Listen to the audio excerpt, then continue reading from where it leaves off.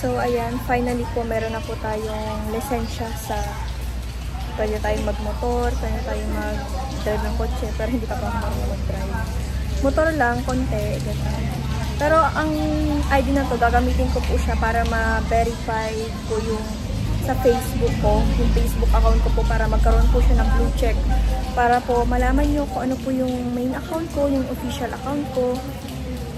At para hindi na din po kayo magtanong, hindi rin po kayo malito. At ayun, maraming salamat po sa lahat ng sumusuporta po sa akin.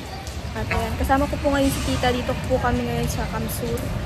Nagdayo para lang dito sa sa lisensyang ito.